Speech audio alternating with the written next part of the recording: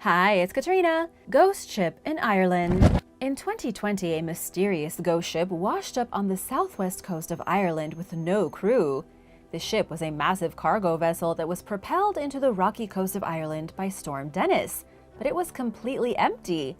Turns out it had drifted practically around the world until it ended up at its final resting spot near Cork, where it sat for quite some time. According to the man who finally found it, Barry MacDonald from the Royal National Lifeboat Institution, he said he simply couldn't believe it. He was astounded. He just couldn't believe such a massive vessel could be washed up on the rocks without anyone noticing it. As soon as he saw it, he reported it to the Coast Guard. The Coast Guard identified the mysterious ship as the MV Alta. It had been drifting across the Atlantic Ocean with no crew since at least September 2018.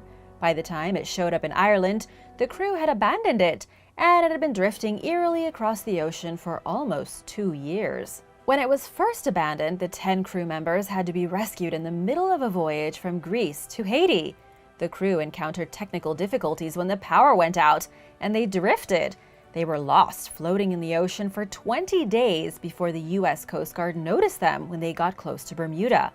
The USGC cutter Confidence, which was conducting patrols near Puerto Rico, was able to drop off supplies and get a tugboat out to rescue the crew.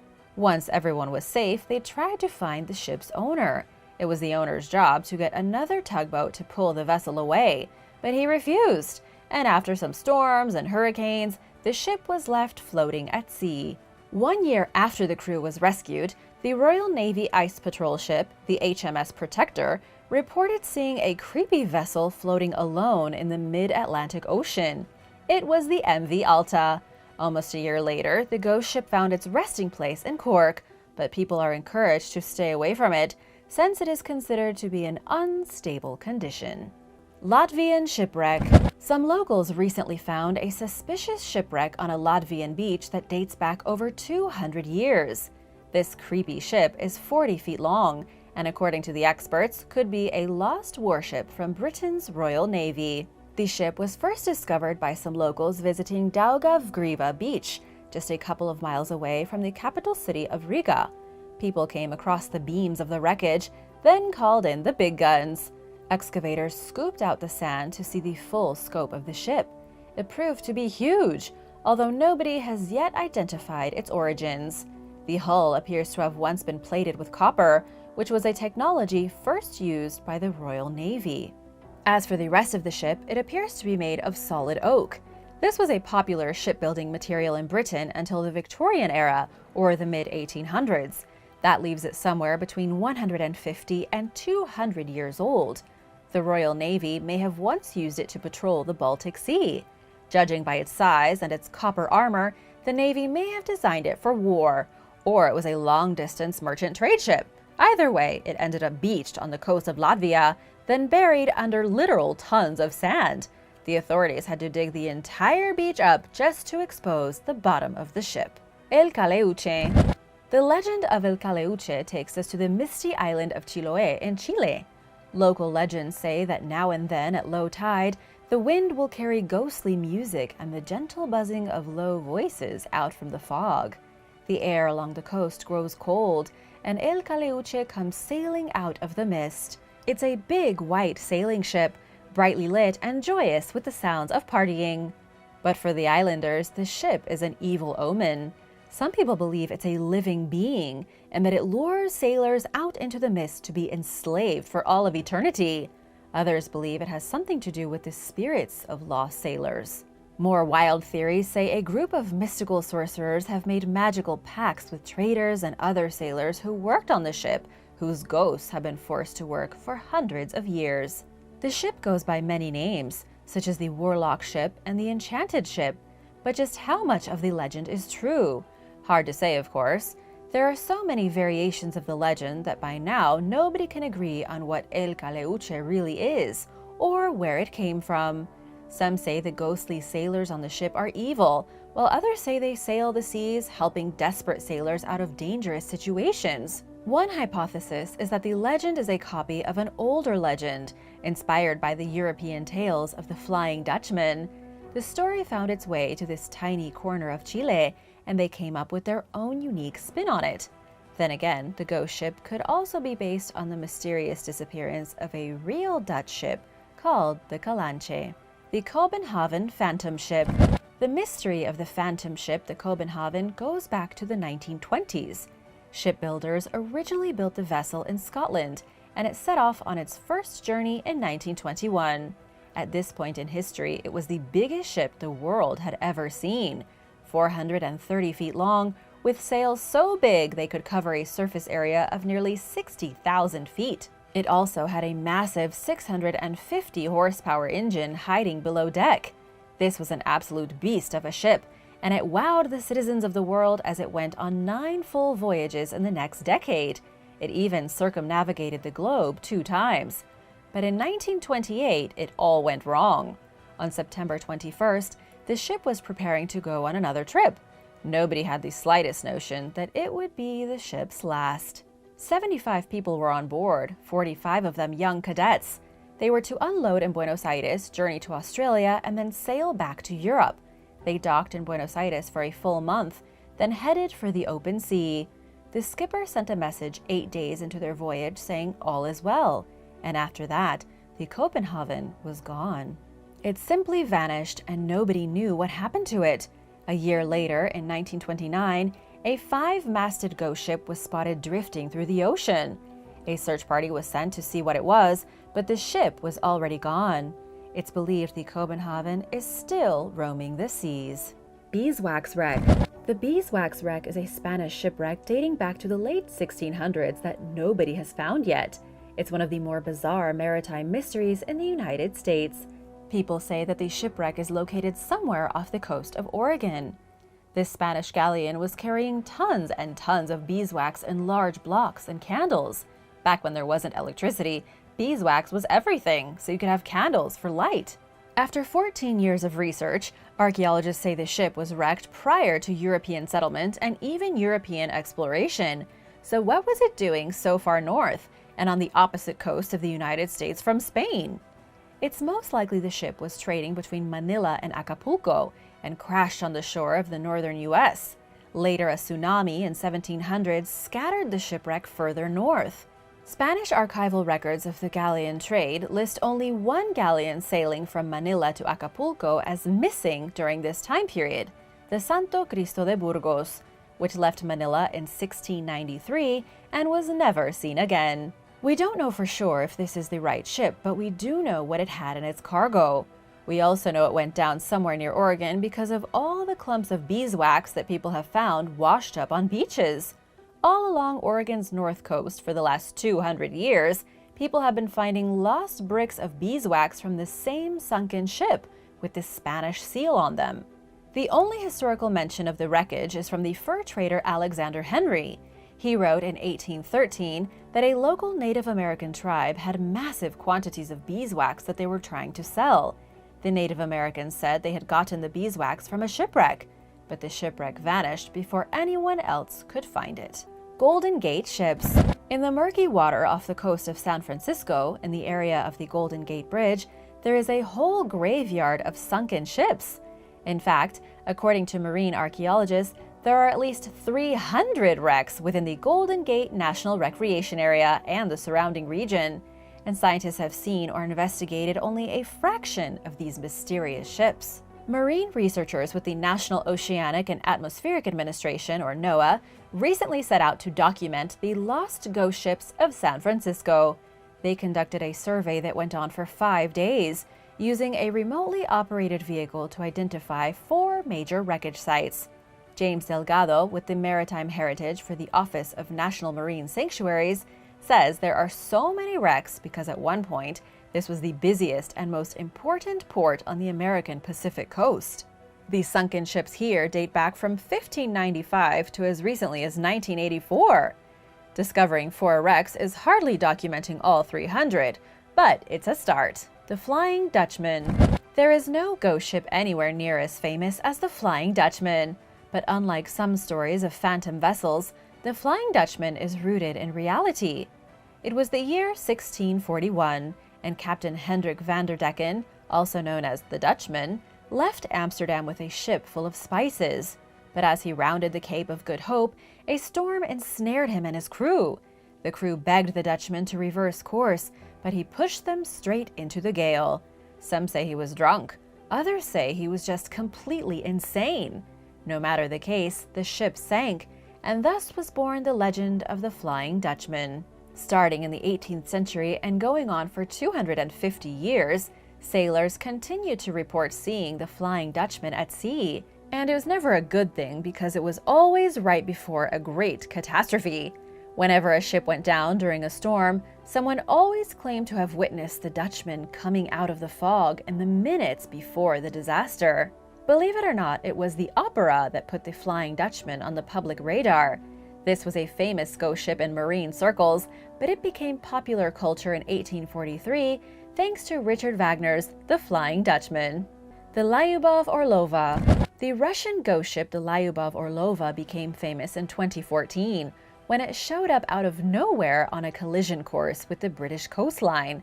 The Russian ship, named after a famous Russian actress from Soviet cinema, had been drifting aimlessly through the ocean for a full year. It was a 300-foot-long vessel built over 4 decades ago, serving most recently as an expedition cruiser. The ship's builders had built the hull to withstand sea ice, making it ideal for long journeys through the Arctic and Antarctica. In 2010, the Canadian authorities confiscated the ghost ship over debts. Instead of paying off those debts, the crew deserted the ship.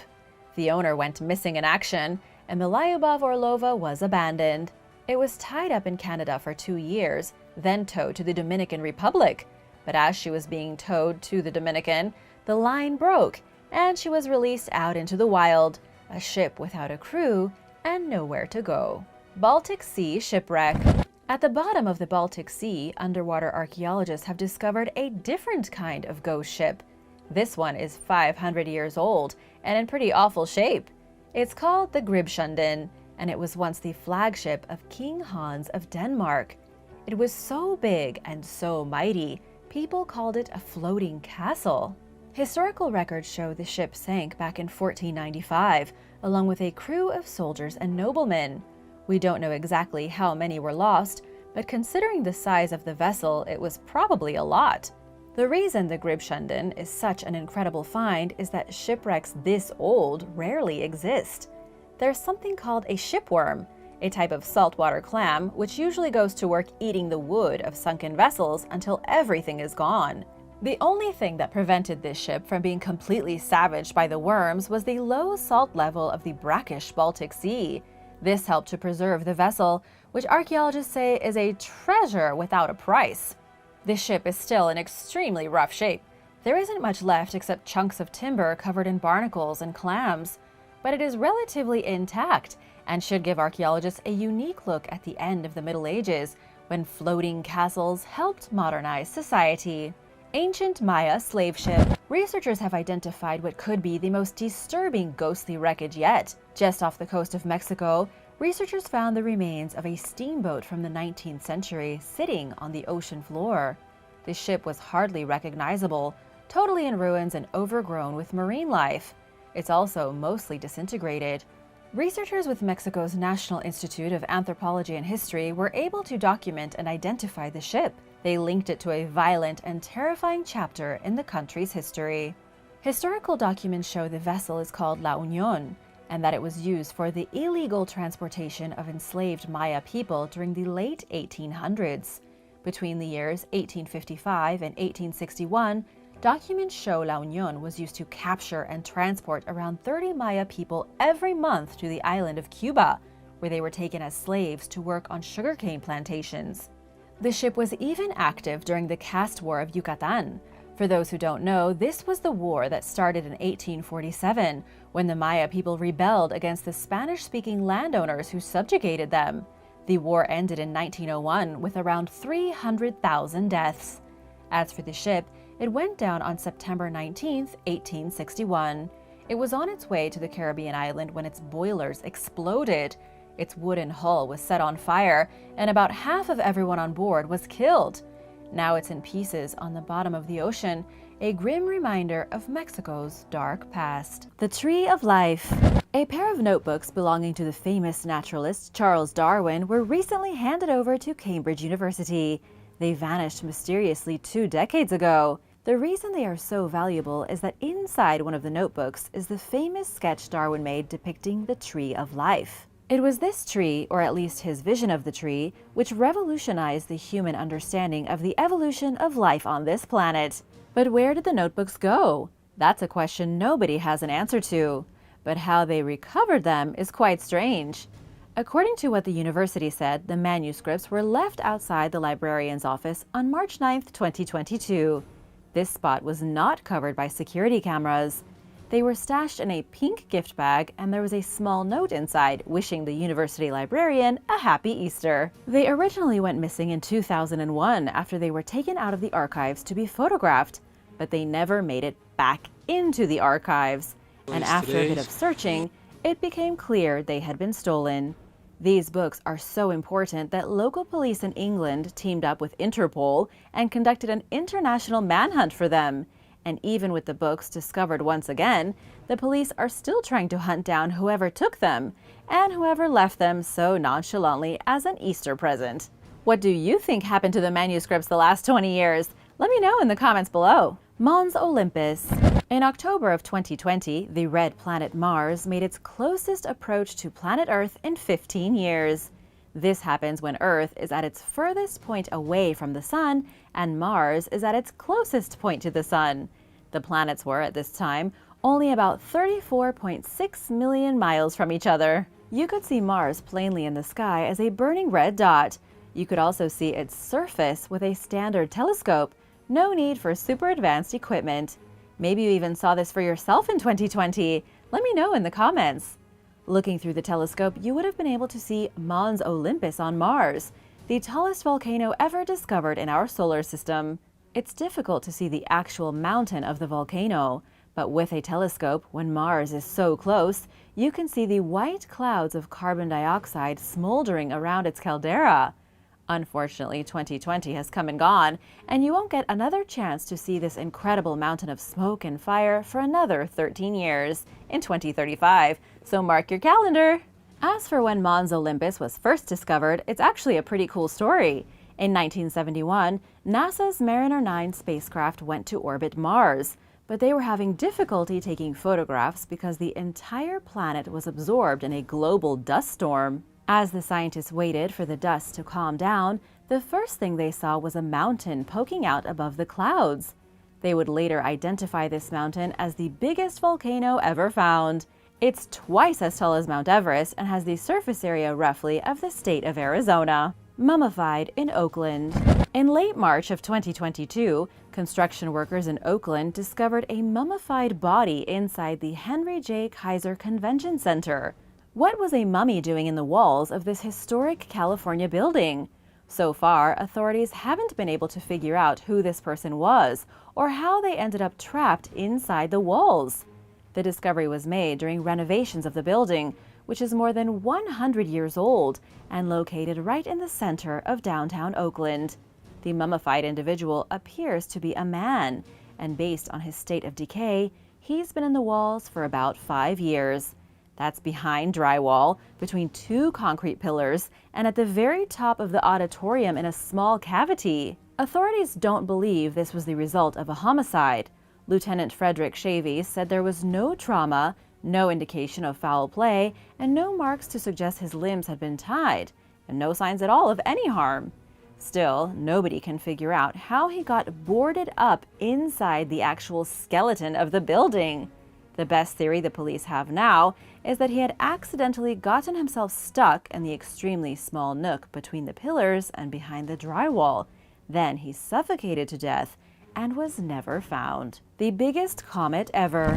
Not long ago, astronomers discovered one of the biggest comets ever and found out that it's heading straight towards us. The comet is, if not the biggest, then probably the second biggest ever identified. It's a huge rock 4 billion years old, hurtling towards our planet at 22,000 miles per hour. But don't be too scared, it won't actually hit us. It should miss Earth by 1 billion miles, making its closest approach in the year 2031. Assuming there is no cosmic wind that blows it 1 billion miles in our direction, we should escape impact. The icy space rock is over 80 miles across and about 100,000 times bigger than a normal comet. It's so big that scientists initially mistook it for a dwarf planet. It wasn't until the comet got a bit closer that they saw its glowing tail, a clear indication that it's an icy rock and not a tiny planet. Using the Hubble Space Telescope, scientists tried to learn more about its icy heart. They looked for the bright spot of light corresponding to the nucleus of the comet, then used a computer model to wipe the rest away. It's now the single largest nucleus ever detected by astronomers, and it's also incredibly dark. One of the members of the study, planetary science professor David Jewett, said the heart of the comet is blacker than coal. Camel carvings. Something rather unusual was discovered in the desert of Saudi Arabia. A group of very old and almost invisible camel sculptures were found carved into rock faces in the middle of nowhere. A new investigation shows the camels are the oldest large-scale animal reliefs anywhere on the planet. They were originally discovered in 2018, but were made between 7,000 and 8,000 years ago. We know very little about the sculptures at this point. They are so old and so worn that they don't look much like camels anymore. The general shape of them is still there, but most of the sculptures have been heavily eroded. That's the kind of thing that will happen after thousands of years exposed to wind and rain and sun. Researchers also don't know who made these carvings. They look quite similar to the reliefs at the ancient city of Petra in Jordan, but are much older. They are older than Stonehenge, older than the pyramids of Giza, and predate the domestication of camels in the Middle Eastern regions. The giant sculptures, which are basically like Mount Rushmore except camels, were carved into the rock even before any economic developments had been made in the region. Right now, it's a huge mystery. Nothing like them was made afterwards by later cultures. They are shockingly advanced for being so ancient and would have required scaffolding to be made.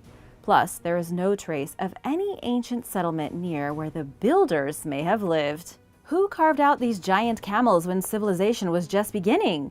And why? Cold Neptune. Scientists have made a pretty interesting discovery involving Neptune. Astronomers studying the atmosphere of the planet found that its global temperature has been steadily dropping for the past 17 years. At the same time, its pole has been getting considerably warmer. Now, we obviously don't have a meteorological station on Neptune, but we can see how hot it is by using thermal images. The team of scientists took these images between 2003 and 2020. During that time, global temperature dropped about 46 degrees Fahrenheit. That's a pretty monumental drop, and would be enough to ravage all life on Earth. But what's really unexpected is that according to Michael Roman, an astronomer from the University of Leicester, they had originally thought temperatures would get warmer, not colder. That's because for the past 17 years, summer has been in full swing on Neptune's southern hemisphere. Exposed to the sun, the planet should be getting warmer. Each year on Neptune is 165 years on Earth. The ice planet is 2.78 million miles from the sun. It takes 40 years for a season to go by, with summer starting in 2005 and ending in 2045. The average temperature on Neptune is minus 364 degrees Fahrenheit. But in the last couple of years, in what is almost the middle of summer, the temperature increased from minus 186 degrees to minus 166 degrees. And nobody has any idea why. The human hobbit. A human hobbit ancestor of modern humans may very well be hiding out in the jungles of Indonesia, according to a new and controversial claim. The hobbit is actually called Homo floresiensis, and it lived from between 700,000 and 60,000 years ago on the island of Flores. This ancient human cousin stood 3 feet 6 inches tall.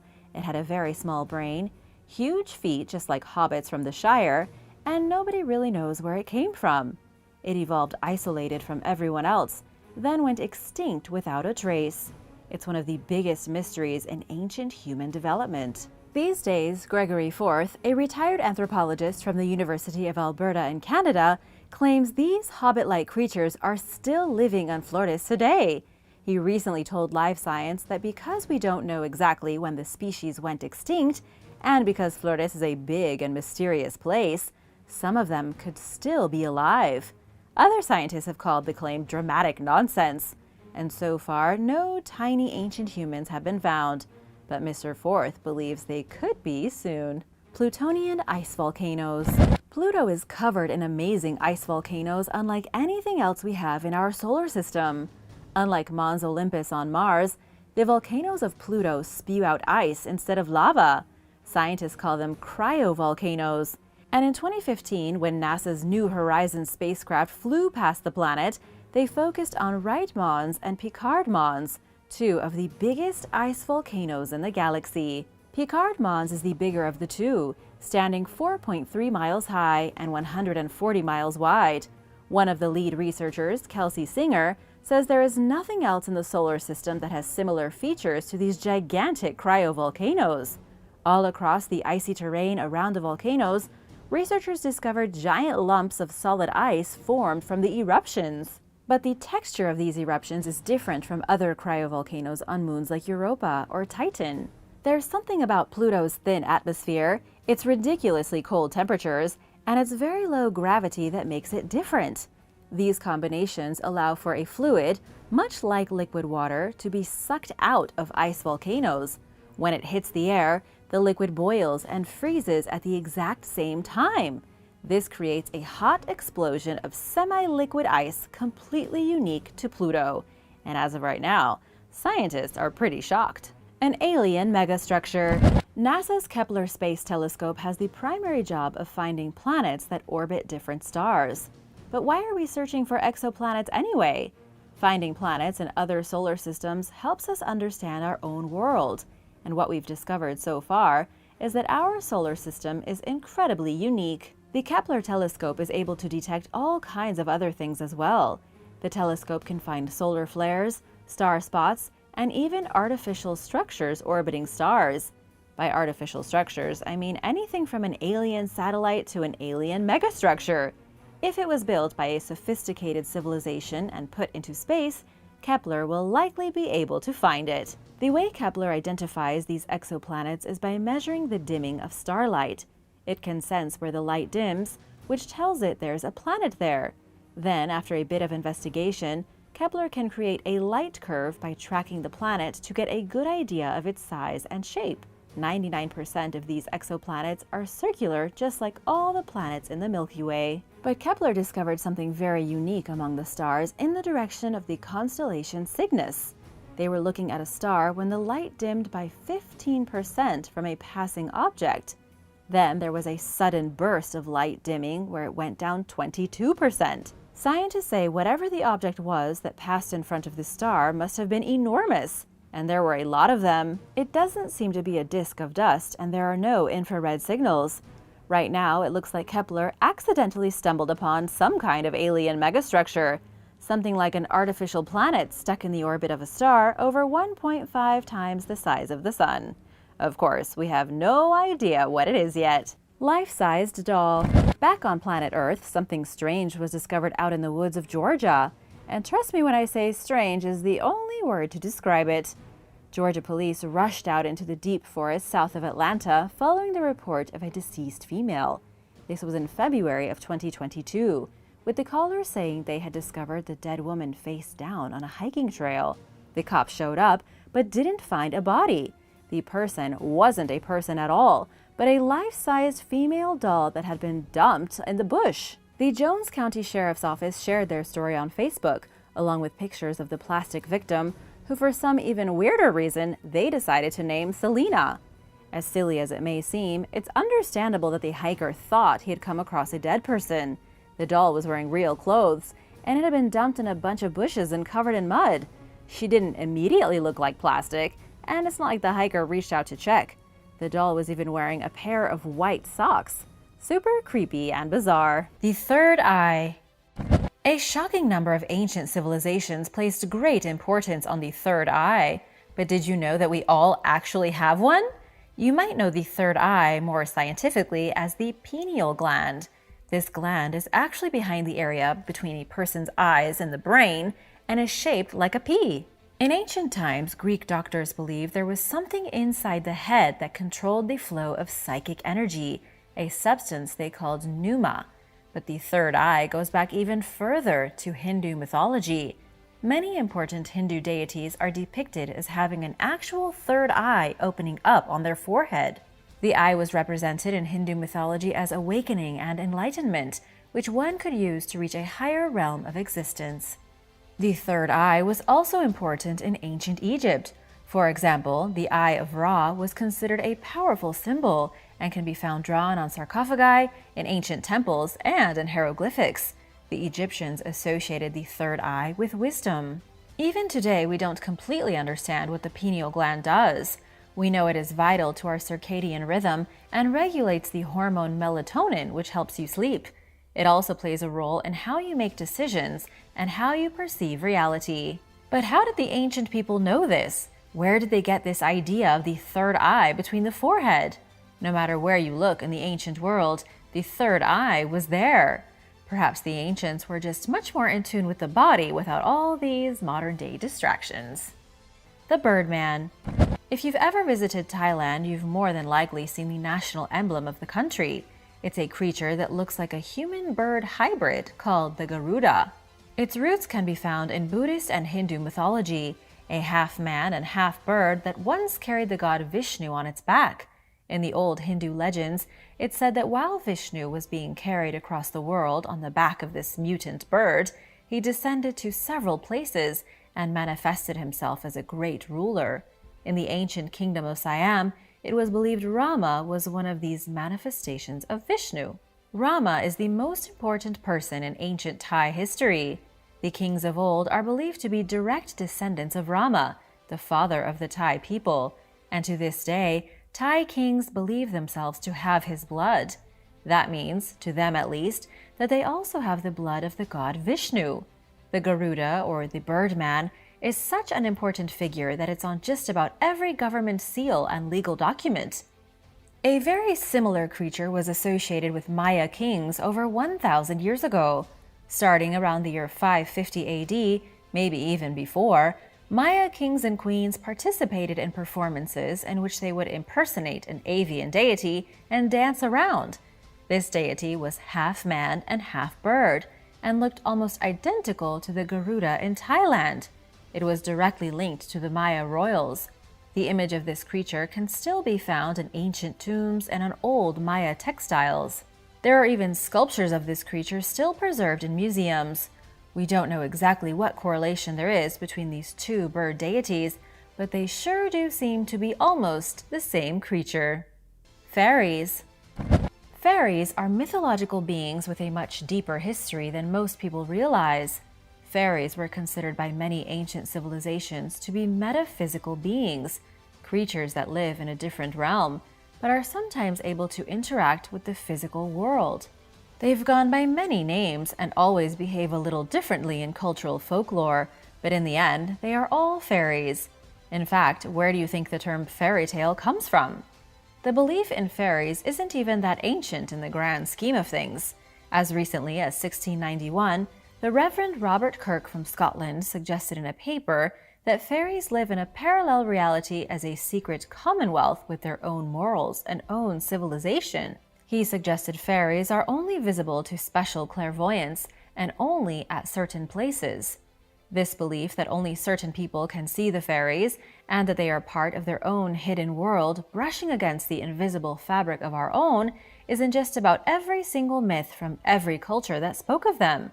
They were everywhere, from Ireland to Iceland to North America. Sadly, we don't know where it all started or who came up with them first. Somehow, the idea of miniature creatures like physical spirits pervaded almost every culture that has ever existed. The forbidden fruit. The story of the forbidden fruit is not only in the Bible, it's everywhere, in dozens of cultures across the globe. Many of us are familiar with the story of Adam and Eve, where Eve eats the forbidden fruit that gets them both kicked out of paradise. But there are many other stories involving apples and fruits getting people in trouble that you might not know. For example, the Trojan War allegedly started all because of an apple. It was the apple of Eris, the goddess of discord, that made all the gods of Olympus begin to fight. In Norse mythology, the gods were only immoral because they ate special apples. In the Arabian Nights, there was a magical apple that could cure humans of all diseases.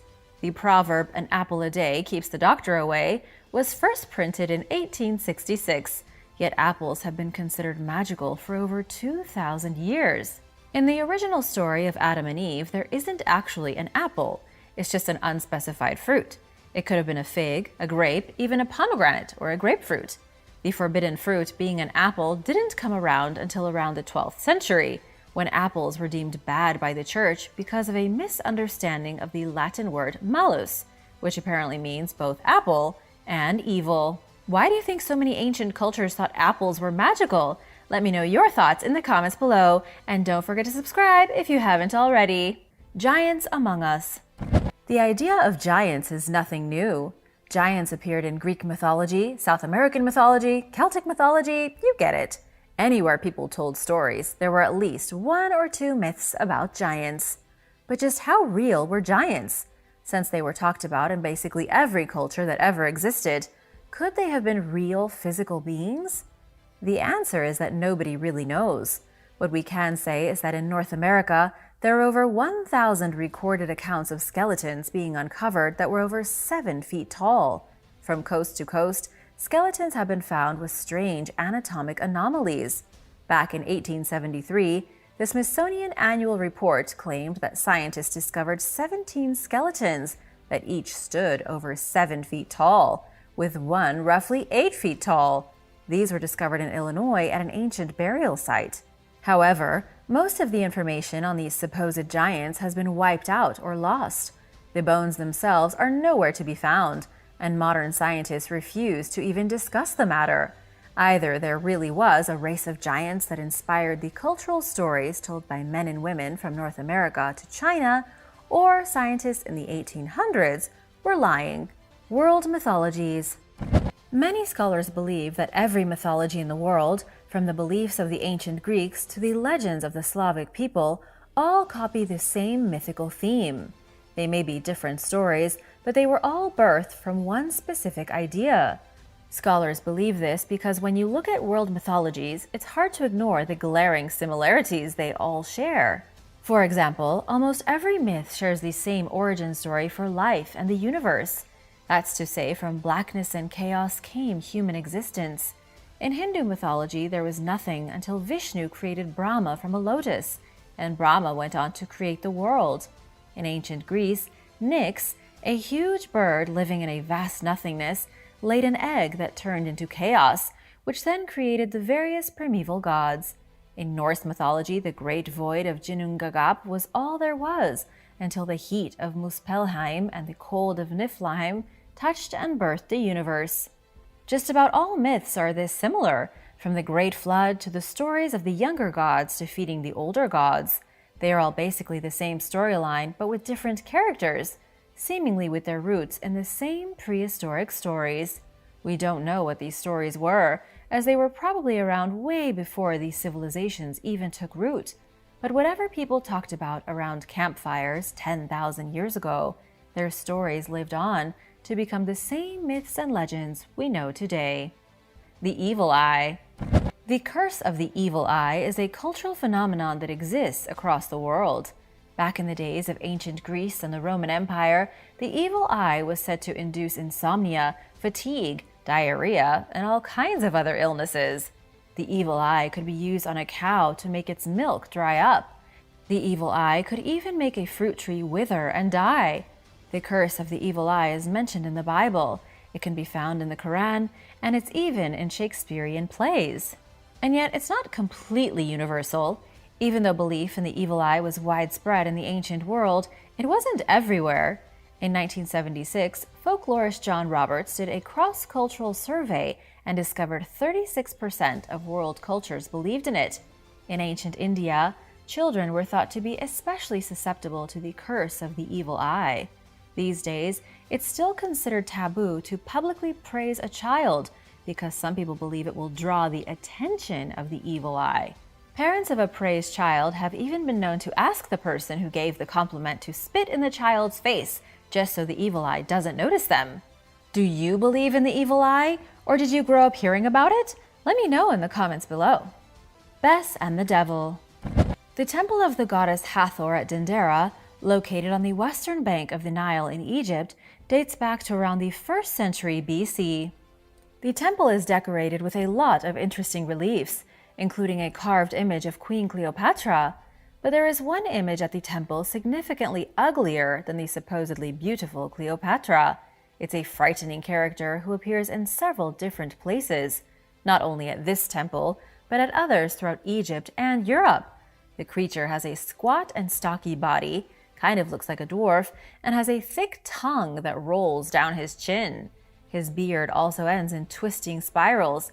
He has a tail between his legs, and his name is Bess. He was an Egyptian deity associated with what some might think of as the good things in life. The Egyptians adored him because he represented adult affection, alcohol, music, and all the things that would have been fun in the miserable days of the ancient world. His likeness was put all throughout Egypt because he was believed to ward off evil spirits, kind of like gargoyles at medieval churches. The people loved him because he represented what was basically a gluttonous, fun-loving lifestyle. But here's the thing. Some scholars believe Bess became the foundation for the European representation of the devil. His popularity spread out from Egypt and into Mediterranean societies. In the first millennium, the Phoenicians and the Romans were lovers of Bess. People even had his face tattooed near their private areas as an attempt to ward off sexually transmitted diseases. Yikes. Now, when gods like Bess began to lose their popularity, they didn't lose their relevance. The goddess Isis and her son Horus were some of the earliest representations of the Virgin and the Child in Christian iconography, and Bess transformed into the devil. When you see the fork-tongued demon in Christian artwork, know that they probably stole the idea from the much more ancient and much more fun-loving Bess. Ancient music. In the 1930s in England, archaeologists came across one of the most spectacular burial mounds ever found. It dates back to medieval times to the 7th century. We know it today as the Sutton Hoo Archaeological Site.